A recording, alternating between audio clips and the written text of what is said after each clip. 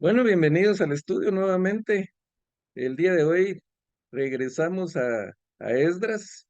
Nos hicimos una pausa necesaria porque el mismo libro de Esdras nos traslada a los profetas Ageo y Zacarías.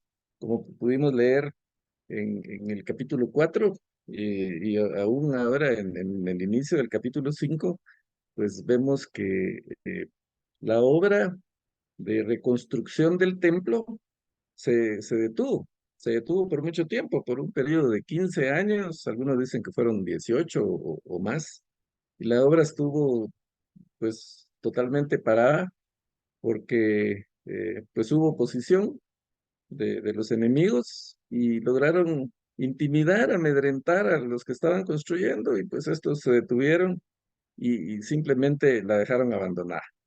Y Dios tiene que mover a estos dos profetas, Ageo y Zacarías, que pues vimos ahí un poco de estos dos libros. Zacarías obviamente no lo pudimos ver todo porque es un libro bastante complejo, es uno de los más enigmáticos, podríamos decir, o difíciles de interpretar. Pero pues vimos las partes importantes que son el ánimo que le está dando Dios al pueblo por medio del profeta. Ageo los llama a la reflexión, les dice, ustedes tienen abandonada la obra del Señor, dice que no es tiempo de reconstruir, pero ustedes ya están muy cómodos en sus casas artesonadas, ya hicieron su vida, ya tienen sus negocios, tienen sus siembras, están ahí muy cómodos, muy establecidos, pero la casa del Señor está abandonada. Mi casa está abandonada, dice el Señor. Entonces los exhorta para que construyan. Se le habla a Zorobabel.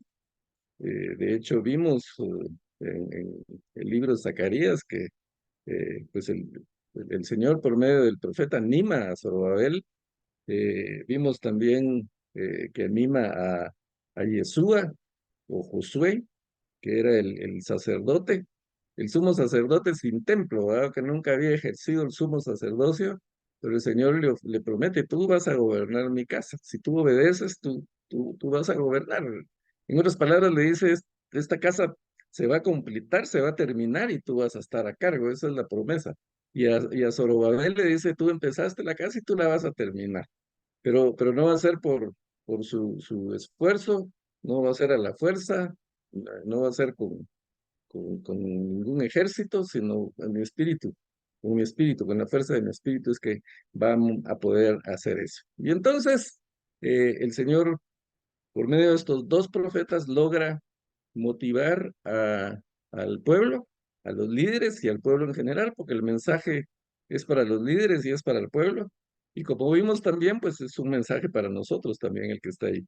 Pero gracias a ese mensaje, pues el pueblo se anima, se entusiasma y después de muchos años de tener abandonada la construcción, la reinicia.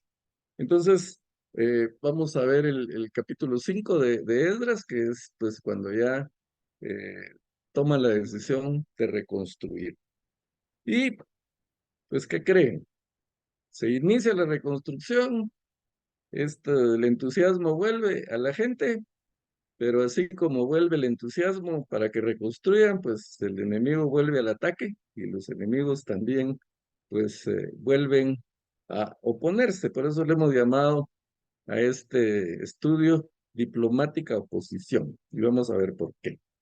Entonces, voy a pedir, por favor, que alguien me lea los primeros versículos del capítulo 5 de Esdras. Esdras 5 del 1 al 5. Sí, yo lo puedo leer. Gracias. Profetizaron Ageo y Zacarías, hijos del Ido, ambos profetas a los judíos que estaban en Judá y en Jerusalén, en el nombre de Dios de Israel, quien estaba sobre ellos. Entonces se levantaron Zorobabel, hijo de Salatiel, y Yeshua, hijo de Josadac, y comenzaron a reedificar la casa de Dios que estaba en Jerusalén. Y con ellos los profetas de Dios que les ayudaban.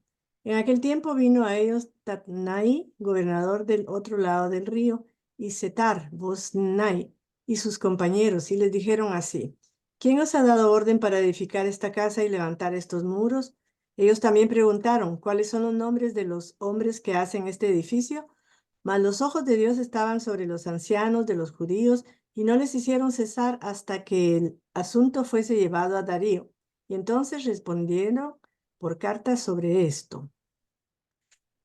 Ok, gracias. Bueno, vamos a ver los primeros 5 versículos. Y lo que decíamos, ¿verdad? Ageo y Zacarías eh, logran, o Dios por medio de Ageo y Zacarías, logra motivar tanto a Yeshua como a Zorobabel para que inicien la reconstrucción.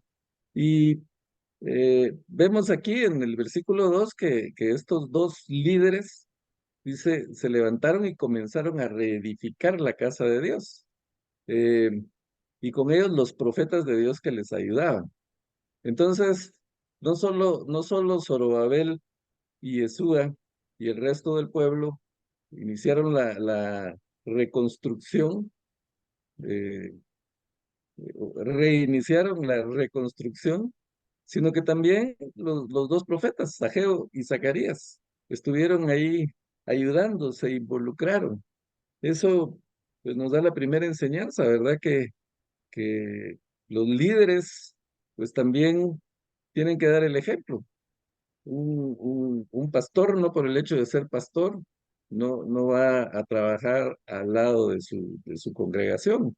Un director de ministerio, no por el hecho de ser director, pues solo va a dar órdenes, solo va a delegar y se va a quedar quieto. O sea, todos estamos llamados a trabajar en la obra del Señor y especialmente los que ostentan una posición de liderazgo, pues obviamente tienen que involucrarse, tienen que trabajar mano a mano con los demás. Lamentablemente sabemos que hay líderes, incluso pastores, que se sirven de la congregación y que pues solo eh, hacen que la congregación trabaje y ellos cómodamente pues no se involucran.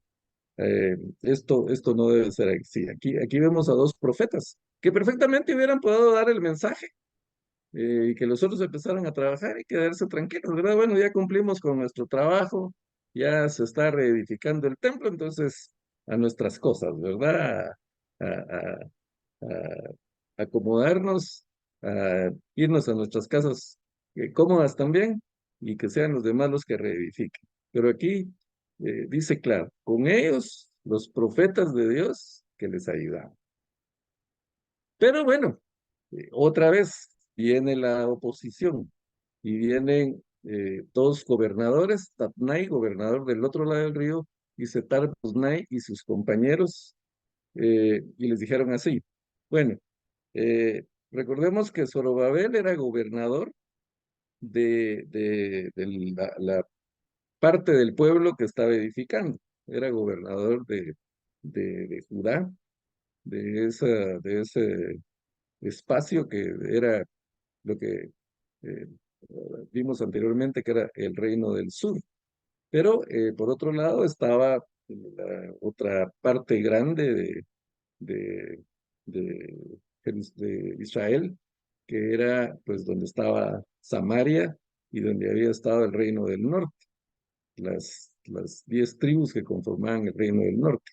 Entonces, este Tadnai era gobernador de esa parte, de esa provincia, en donde estaban eh, pues los llamados samaritanos, porque la capital era Samaria.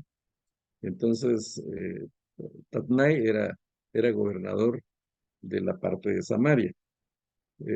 Y él viene a preguntar, a interrogar a los que están reedificando que a cuenta de qué están edificados, que quién ha dado la orden. Hasta cierto punto, él está haciendo lo correcto, porque era una época de mucho conflicto, de mucha guerra. Sabemos que el pueblo de Israel ha estado en guerra desde siempre y sigue en guerra y sigue con conflictos, con enemigos por todos lados. Entonces, recordemos que los asirios habían eh, invadido habían destruido, los babilonios habían invadido, habían destruido, y había habido exilio, pero los conflictos habían seguido. Entonces, estos de repente ven una construcción del otro lado y pues no necesariamente saben qué es, pues los que están edificando saben que están reconstruyendo el templo, pero los otros pueden pensar que a lo mejor es una fortaleza, que se van a rebelar, que van a construir una fortaleza y que pues eso va a ser una amenaza, un peligro para ellos. O sea, hasta cierto punto es justificable la forma en que estos llegan, aunque sabemos que el enemigo está detrás de ellos y eh, así como el Espíritu de Dios está moviendo a los líderes de Israel para que reedifiquen, el enemigo está moviendo a los otros para que, aún en forma diplomática, pues se opongan, porque vemos diferencia entre la primera oposición.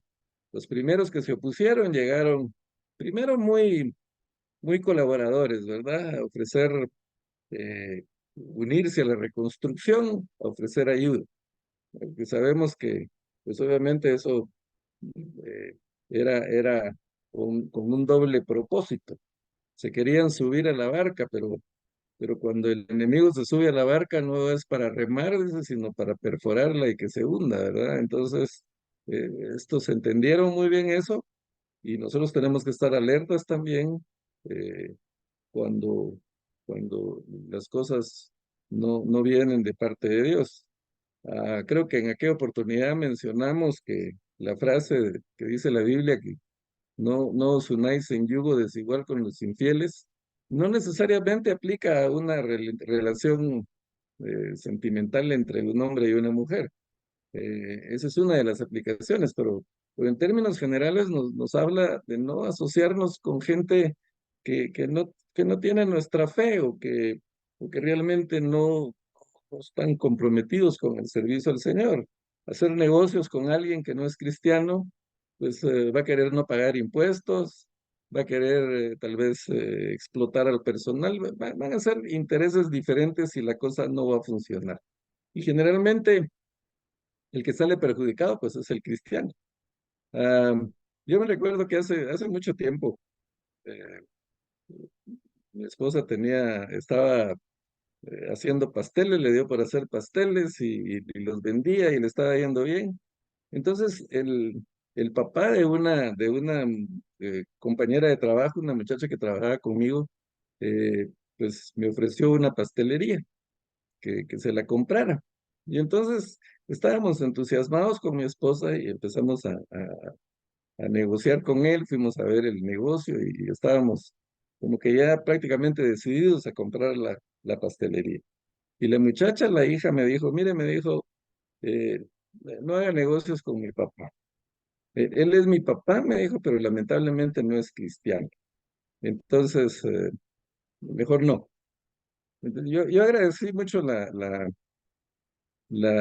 actitud de la muchacha porque eh, pues ella sabía a fondo pues cómo el papá manejaba los negocios y ella siendo cristiana pues obviamente no estaba de acuerdo con lo que él hacía, no podía eh, oponérsele al papá o no sé, pero fue muy sincera conmigo y me dijo que no hiciera ese negocio.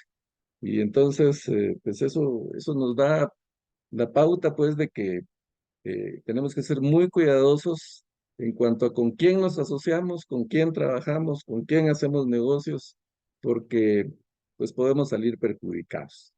Pero, pero bueno, en esta oportunidad esta gente viene ya con con otro, eh, con otra actitud.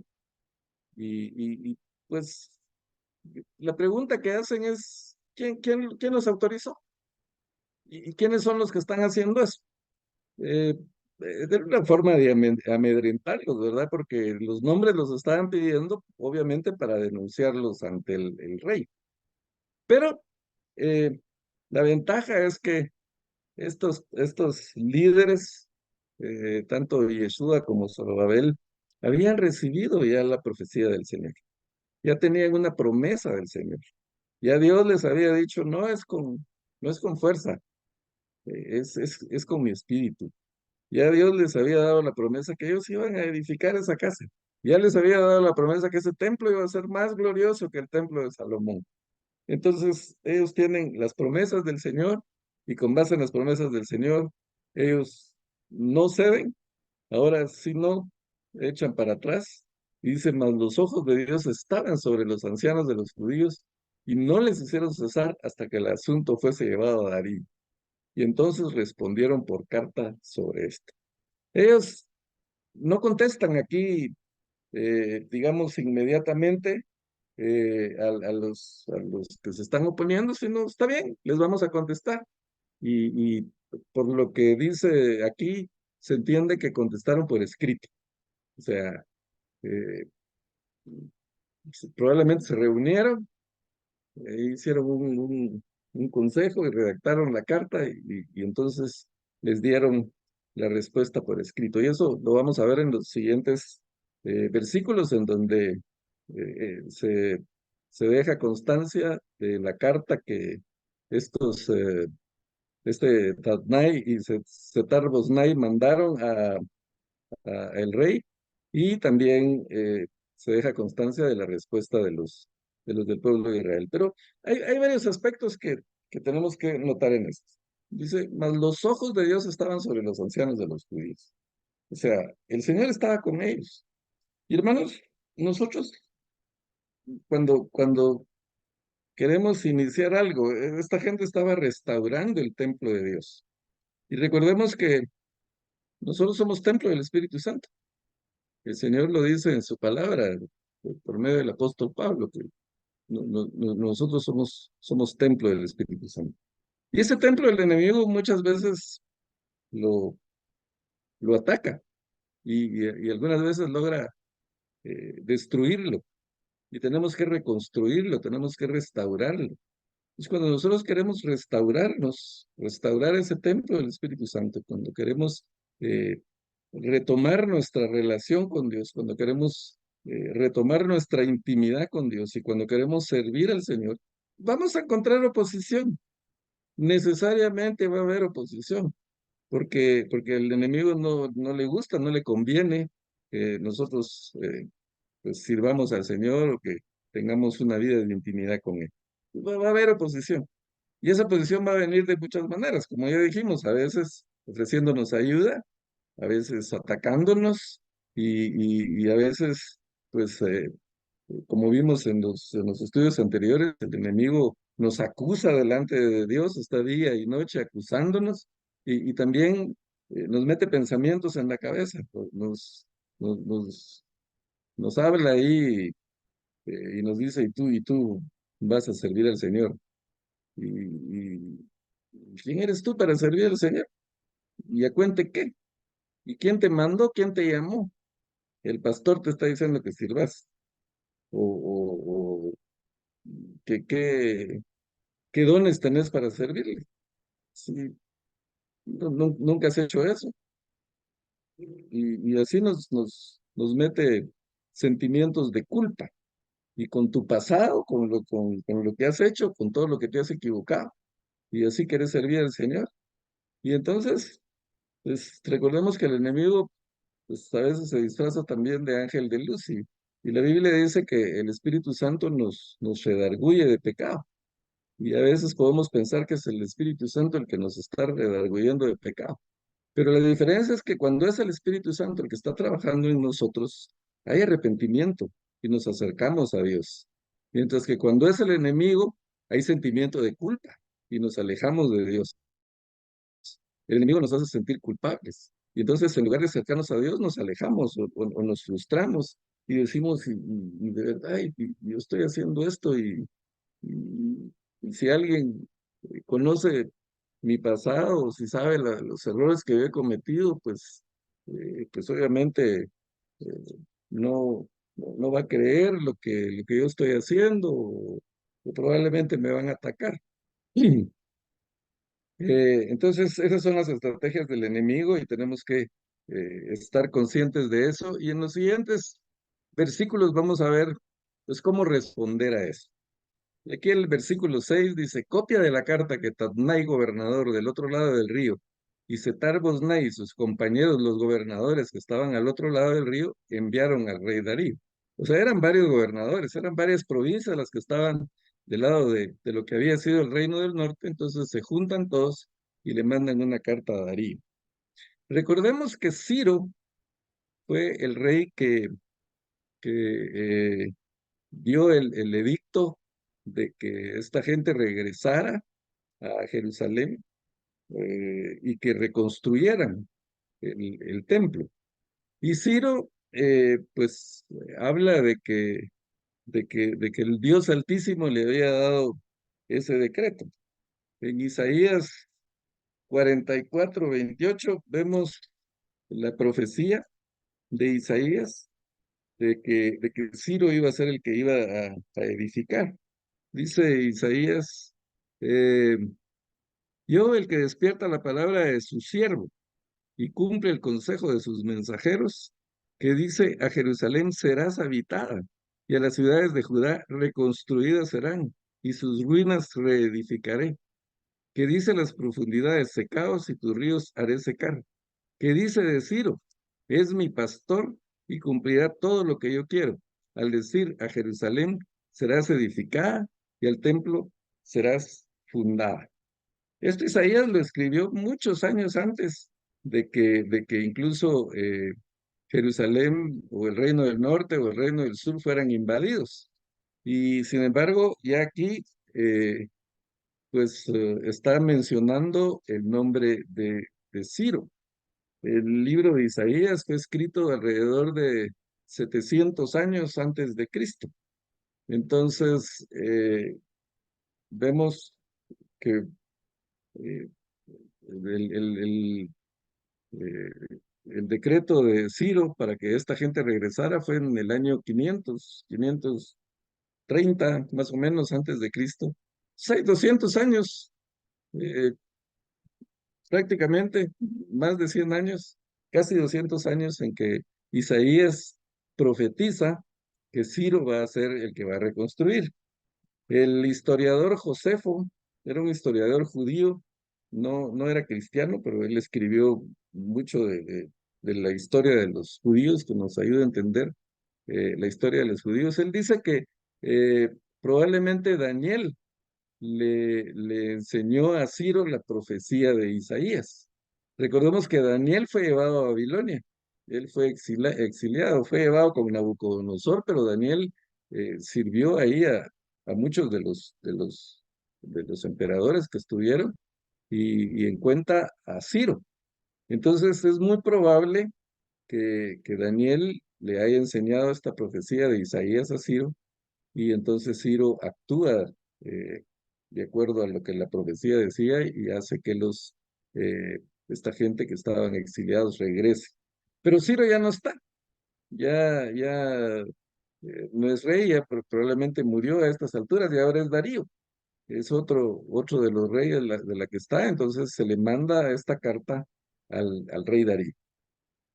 Y dice: le enviaron carta y así estaba escrito en ella: al rey Darío, toda paz.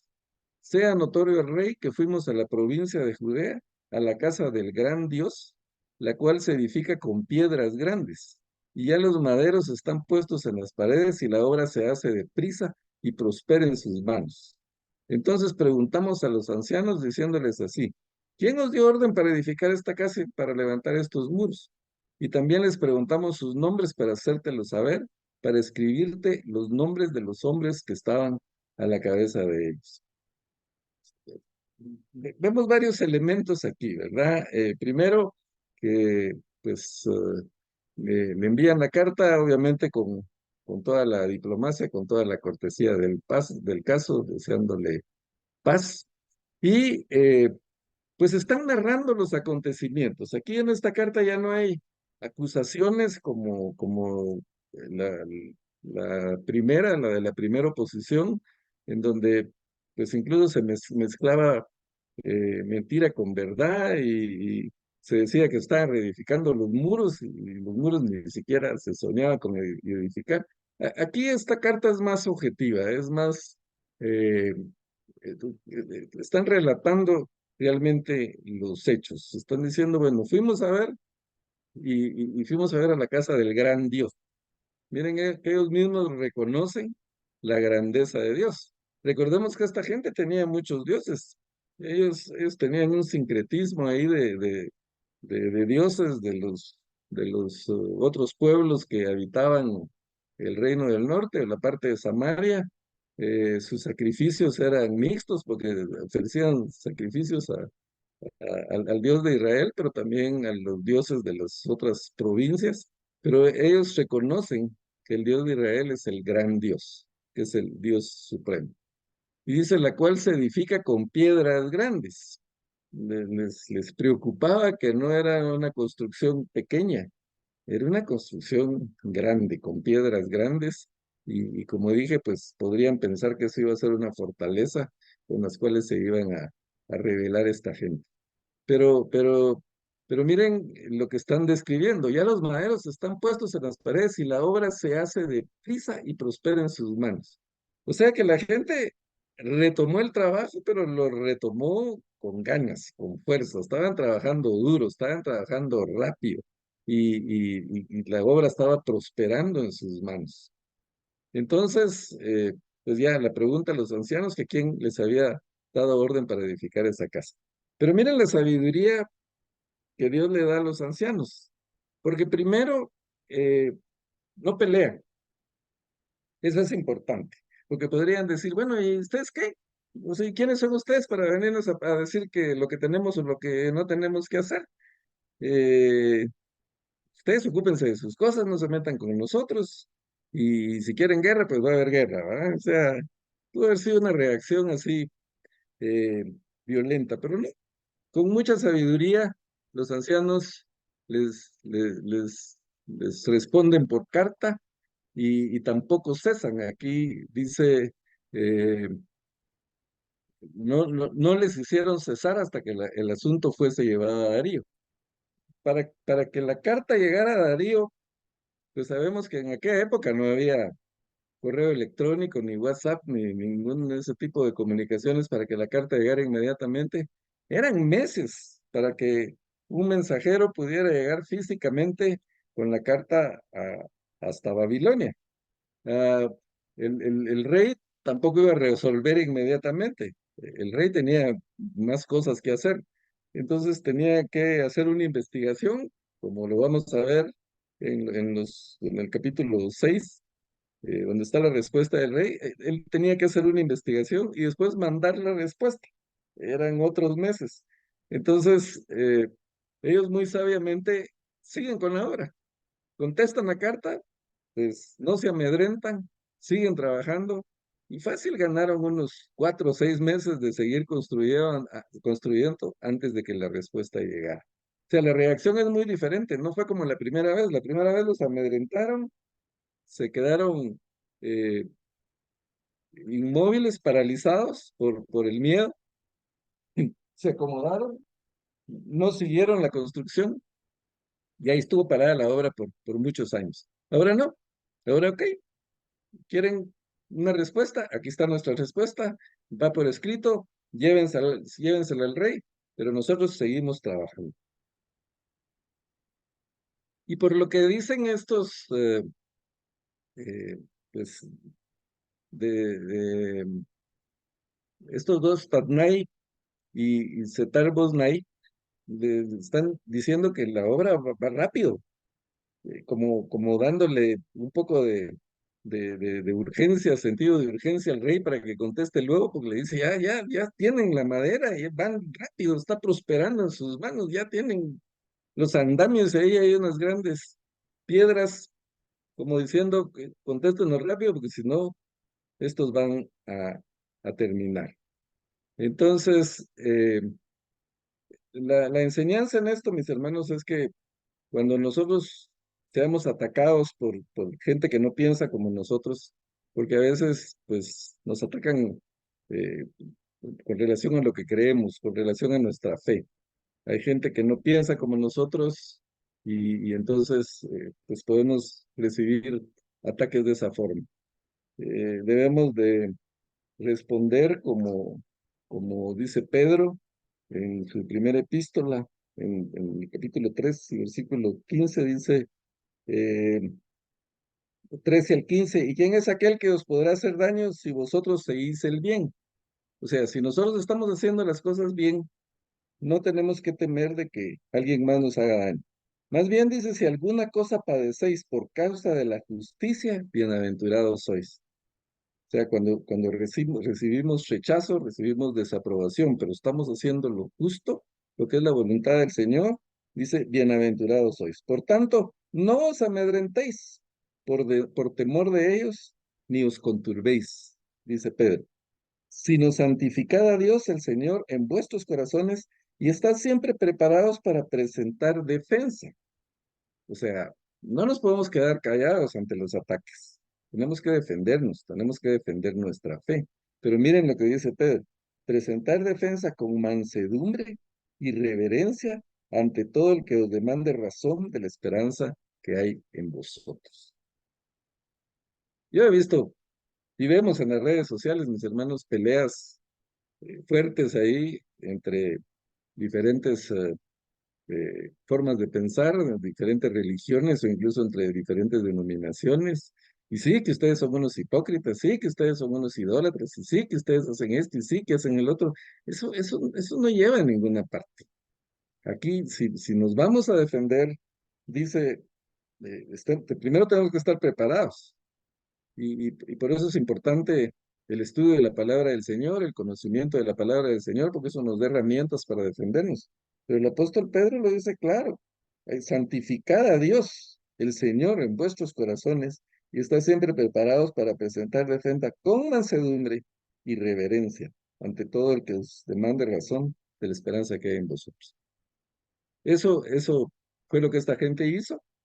No pararon en su trabajo, siguieron trabajando con gran entusiasmo, no entraron en conflicto con esta gente que de alguna manera estaban siendo, podríamos decir, más educados que los otros. Entonces, nosotros estamos haciendo la cosa bien. Y quieren investigar, investiguen. Pero algo interesante es que dice, les preguntamos sus nombres para hacértelo saber, para escribirte los nombres de los hombres que estaban en la cabeza de ellos. Pero dice, y nos respondieron diciendo así, nosotros somos siervos, ¿qué dice? Del Dios del cielo y de la tierra. Y reedificamos la casa que ya muchos años antes había sido edificada, la cual edificó y terminó el gran rey de Israel. La identidad nuestra, mis hermanos, es de siervos del Señor. Eso es lo que nos identifica. Eso es lo que nos debe identificar. Ellos no dieron sus nombres. El nombre no importa. Somos siervos del Dios del cielo y de la tierra. Y esto es importante porque ya dijimos que estas personas servían a muchos dioses, pero ellos no estaban sirviendo a un dios en particular. Ellos estaban sirviendo al Dios que era Dios de todo el universo, que era Dios del cielo y de la tierra. No era un Dios local, no era un Dios de una provincia como tenían eh, estos opositores, sino era el Dios del cielo y de la tierra. Entonces, esto están reflejando la autoridad de Dios. Y el mismo rey Ciro, cuando da el decreto, él menciona eso. Él menciona que pues, está haciendo lo que el Dios del cielo le pide. Entonces es importante entender cuál es nuestra identidad, hermanos, porque hay muchos que les gustan los títulos, ¿verdad? Que le digan pues, licenciado, que le digan ingeniero, y porque eso les da autoridad en su trabajo y es razonable y así es. Pero lamentablemente en el servicio al Señor, pues también a mucha gente le gustan los títulos, ¿verdad? Que les den cierto rango en cuanto al servicio del Señor. A mí, algunas veces en la iglesia, cuando me saludan, me dicen, profe, ¿qué tal, profe? Entonces, eh, pues no niego que se siente agradable, pues, que le digan a uno, profe, pero hay dos o tres hermanos y amigos que cuando me saludan me dicen, siervo, ¿qué tal, siervo? ¿Cómo está, siervo? Eso me hace sentir mejor, porque realmente eso somos siervos de Dios. Esa es nuestra identidad. Y los títulos, como dice el apóstol Pablo, para mí son basura. Simplemente lo que nos debe motivar es que estamos al servicio de Dios. Y estamos al servicio del Dios que es Dios del cielo y de la tierra, de todo el universo. Y dice, y estamos reedificando la casa que ya tenía muchos años, pues no es que estamos haciendo algo nuevo, no estamos haciendo una fortaleza ni un templo diferente, simplemente estamos reconstruyendo lo que se hizo hace mucho tiempo, en la época de nuestro rey, del rey Salomón, dice, la cual edificó y terminó el gran rey de Israel. Mas después que nuestros padres provocaron a ir al Dios de los cielos, él los entregó en mano de Nabucodonosor, rey de Babilonia, caldeo, el cual destruyó esta casa y llevó cautivo al pueblo de Babilonia. La explicación es completa. Primero, somos siervos de Dios. Segundo, estamos reedificando algo que se hizo hace mucho tiempo, que construyó Nabucodonosor. No estamos en rebeldía haciendo algo nuevo para rebelarnos, sino simplemente era algo que ya existía. Ahora, ¿por qué fue destruida? ¿Será porque nuestro Dios no era tan poderoso como los dioses de las otras naciones? No, fue destruida porque nosotros fallamos. No fue Dios el que falló. Dice, nosotros, nuestros padres, provocaron a ir al Dios de los cielos. Entonces, él los entregó en mano de Nabucodonosor, rey de Babilonia Caldeo, el cual destruyó esa casa y llevó cautivo al pueblo a Babilonia. El asunto está claro. Nuestro Dios es el Dios del cielo y de la tierra. No hay otro como él. ¿Por qué permitió que nos derrotaran? Porque simplemente fallamos, o nuestros padres provocaron a ir al Dios de los cielos. Esa es enseñanza para nosotros, porque cuando el enemigo pone en nuestra mente, vos no puedes servir al Señor por las cosas que has hecho, por todo lo que has fallado. Pues justamente por todo lo que yo he hecho, por todo lo que he fallado, es que puedo dar testimonio que mi Señor es misericordioso, que Él es lento para la ira y grande en misericordia, porque me ha tenido paciencia, porque me ha restaurado, porque me ha limpiado con su sangre en la cruz del Calvario, porque ha perdonado mis pecados, porque Él me ha justificado, porque yo he sido de lo peor que puede haber y sin embargo Él me ha limpiado y me ha cambiado. Ese es eso no debe ser motivo de culpa para nosotros, sino motivo de gozo y de testimonio a los demás, como esta gente está dando testimonio. Sí, nos derrotaron, pero fue por eso, porque provocamos a ira al Dios del cielo. Pero dice, pero en el año primero de Ciro, rey de Babilonia, el mismo rey Ciro dio orden para que esta casa de Dios fuera reedificada. O sea, los mismos que nos derrotaron, los mismos que los destruyeron, el mismo Dios del cielo y de la tierra, pues los movió para que la reedificáramos, para que dieran la orden que la reedificáramos, para que este rey Ciro diera esa orden y también los utensilios de oro y de plata de la casa de Dios que Nabucodonosor había sacado del templo que estaba en Jerusalén y los había llevado al templo de Babilonia. El rey Ciro los sacó del templo de Babilonia y fueron entregados a Sesbazar, a quien había puesto por gobernador, y le dijo, toma estos utensilios, ve y llévalos al templo que está en Jerusalén y sea reedificada la casa de Dios en su lugar. Entonces este Sesbazar vino y puso los cimientos de la casa de Dios, la cual está en Jerusalén, y desde entonces hasta ahora se edifica y aún no está concluida. Y ahora si al rey parece bien, búsquese en la casa de los tesoros del rey que está ahí en Babilonia, si es así, que por el rey Ciro había sido dada la orden para edificar esta casa de Dios en Jerusalén, y se nos envía a decir la voluntad del rey sobre esto. Ellos están haciendo lo correcto, ellos están haciendo lo que es la voluntad de Dios. Entonces, adelante, investiguen. Eh, vea los registros y vea y comuníquenos. Pero mientras tanto, nosotros seguimos edificando. Ah, varios aspectos aquí. Primero, pues el testimonio de ellos, ¿verdad? No están justificándose de ninguna manera, están reconociendo el pecado, que es lo que nosotros debemos de hacer también cuando damos nuestro testimonio, cuando compartimos el Evangelio. Pues sí, fallé mucho, pero el Señor en su misericordia, y como veíamos en los pasajes anteriores, quitó mis ropas inmundas y me ha vestido con ropas blancas. Ahora yo estoy justificado. Y aquí hablan de Sesbazar. Algunos comentaristas dicen que este Sesbazar pues era un gobernador que estaba en Babilonia y que él pues simplemente llevó al pueblo de regreso, y que después Zorobabel y Yeshua reconstruyeron. Ah, pero pues se cree también que este Sesbazar es el nombre que eh, los persas le habían puesto a Zorobabel.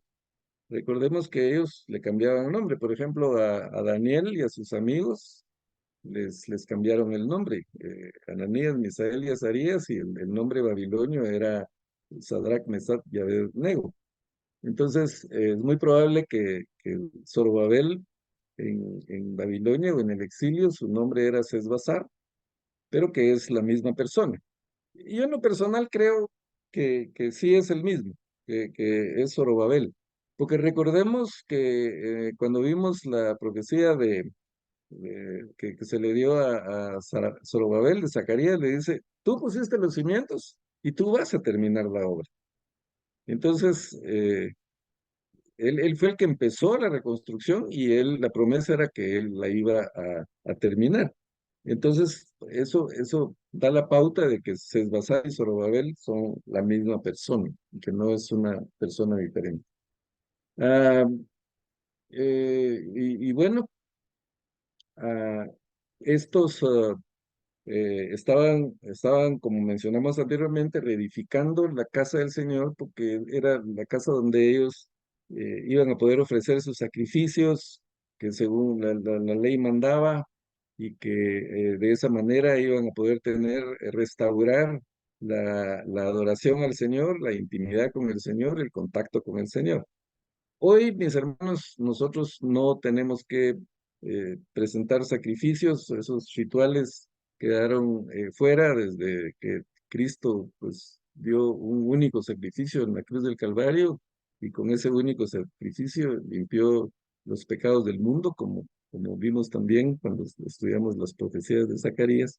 Pero recordemos lo que dice el apóstol Pablo a los romanos en el capítulo 12. Dice, así que hermanos, os ruego por las misericordias de Dios que presentéis vuestros cuerpos en sacrificio vivo, santo, agradable a Dios, que es vuestro culto racional. Entonces el sacrificio que nosotros tenemos es presentarnos nosotros mismos en santidad, buscar siempre la santidad para agradar al Señor. Eso debe ser nuestro esfuerzo permanente. No es algo sencillo, es un proceso, obviamente. Todos de alguna manera somos pecadores en recuperación, en restauración, pero ese es nuestro sacrificio. Eso es lo que el Señor demanda a nosotros. No requiere otro sacrificio. Ya no tenemos que sacrificar animalitos, ni hacer penitencias, ni ninguna cosa de esas, sino simplemente pues, dedicarnos a darle la gloria al Señor con lo que hacemos. Ah, entonces, cuando estamos haciendo las cosas bien, mis hermanos, como se menciona aquí, pues el enemigo va a tratar de frustrarnos, eh, de decirnos, pero ¿por qué las cosas no salen? Yo estoy haciendo las cosas bien, pero esto no funciona. ¿Qué querrá el Señor? Decimos a veces, ¿verdad? Porque que me está poniendo tanto obstáculo, tanta prueba en esto. Eh, no necesariamente es el Señor. El enemigo va a poner obstáculos siempre, pero nosotros, pues si estamos haciendo las cosas bien, no debemos cesar en nuestro trabajo, como los ancianos no cesaron. Puede haber frustración, pero sigamos trabajando. Tenemos las promesas del Señor, estamos haciendo las cosas correctas. El Señor, eh, pues en su palabra nos anima a través de estos, de lo que leemos, de lo que estudiamos aquí. Él está con nosotros siempre, animándonos, motivándonos, diciéndonos que no son nuestras fuerzas, que es con su espíritu, diciendo lo que Jesús dijo, yo estaré con ustedes todos los días hasta el fin. Entonces, ánimo, hermanos, no dejemos que el enemigo nos paralice, que nos frustre, va a poner siempre ideas en nuestra cabeza de que la cosa no camina, de por qué no me salen las cosas, de que por qué ahora me enfermé, ahora que estaba, pues tenía tantos planes y tantos proyectos, o por qué ahora me quedé sin trabajo, cuando justamente estaba iniciando un ministerio, lo que sea, el Señor está con nosotros. Y yo menciono mucho la historia de José, porque a mí me da mucho ánimo cuando dice, el Señor estaba con José y José fue vendido por sus hermanos. Y el Señor estaba con José y era como esclavo a la casa de Potifar. Y el Señor estaba con José, pero la esposa de Potifar lo calumnia. Y el Señor estaba con José, pero José va a la cárcel. Y el Señor estaba con José, pero el copero se olvida de él y lo deja en la cárcel otro tiempo. ¿Cuánto tiempo el Señor estuvo con José? 15 años o más, y las cosas le salían mal, todo le salía mal. José haciéndolo todo bien, prosperaba en la casa de Potifar, se ganó la confianza del carcelero, pero no salía de la cárcel, estaba ahí, pero el Señor estaba con José y José estaba consciente de eso. Él sabía que aunque las cosas le estaban saliendo mal, estaba haciendo la voluntad del Señor. Entonces, mis hermanos, el Señor está con nosotros. Si las cosas no nos salen bien, no es motivo para desanimarnos, sino para seguir adelante, para poner más empeño en la obra del Señor y para esperar en Él. Eh, lo que pasa es que nosotros somos impacientes, ¿verdad? Y estamos en una época de globalización, de tecnología, de comunicaciones, pues podemos, ahorita mismo, yo estoy aquí en Guatemala y aquí está las hermanas Nuri y Giselita en California, a cuántos kilómetros de distancia y estamos en tiempo real conectados y podría estarnos viendo alguien en Rusia o en la China en el mismo momento que estamos hablando. Entonces, esta era de comunicación nos hace que todo lo queramos ya, para hoy, que todo es urgente y queremos que las cosas salgan rápido, pero, pero el Señor es lento para la ira y grande en misericordia, y Él trabaja despacio. El tiempo del Señor es diferente para nosotros. Recordemos que Él le hizo una promesa a Abraham, y ¿cuánto tiempo tuvo que esperar a Abraham? 25 años para que el hijo de la promesa naciera. José, 15 años o más eh, para poder llegar a donde el Señor quería que lo tuviera. Moisés, 40 años, 80 años para que pudiera llevar al pueblo a la tierra prometida. Y entonces si nosotros queremos ir a nuestra velocidad, pues no vamos a poder hacer la voluntad del Señor, porque el Señor es paciente. Él va a su ritmo, para Él un día son como 1000 años, y a veces nosotros nos desesperamos, como desesperó Sara, ¿verdad? Y mejor le dio la esclava a Abraham y pues sabemos las consecuencias que tuvo esa decisión por la misma desesperación de Sara. Y hasta cierto punto razonable, 25 años, ya el otro iba a cumplir 100 y la promesa no llegaba, cualquiera se desespera, ¿verdad? Pero el Señor tiene su tiempo para todo, mis hermanos, y a su tiempo Él nos dará la respuesta. y podemos estar seguros de que sus promesas no fallan, de que lo que Él ha prometido lo va a cumplir.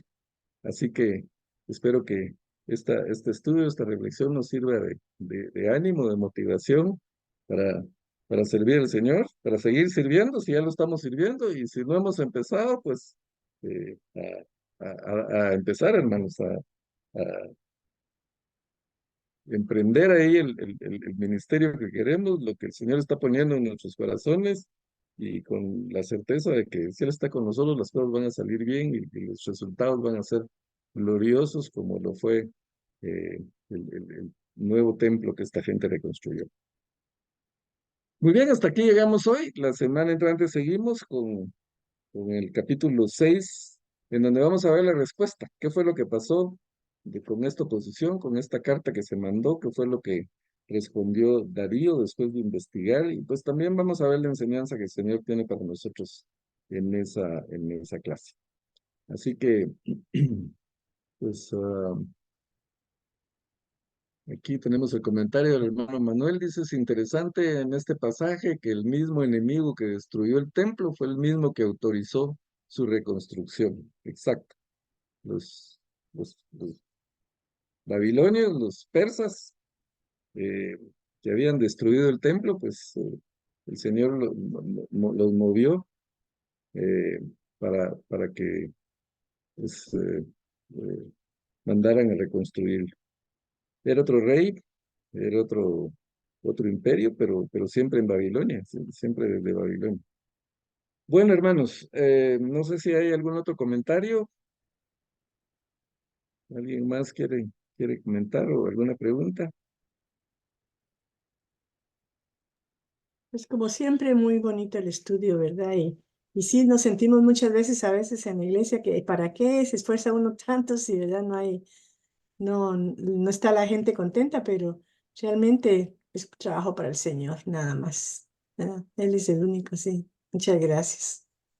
Sí, Sí. nunca vamos a poder complacer a todo el mundo, ¿verdad? Entonces Ah, nuestra meta tiene que ser complacer al Señor, hacer la voluntad del amén. Señor, y pues obviamente siempre va a haber oposición e Sí. inconformidad, pero estamos haciendo lo que Él quiere para nosotros, entonces Ay, eso es sí. Sí, eso es lo lo que nos lindo, llena de sí. satisfacción. Sí. Muchas gracias, sí. Bueno, muy bien, entonces los dejo descansar, hermanos. Nos vemos la próxima semana, si el Señor lo permite, y seguimos con este estudio. Gracias.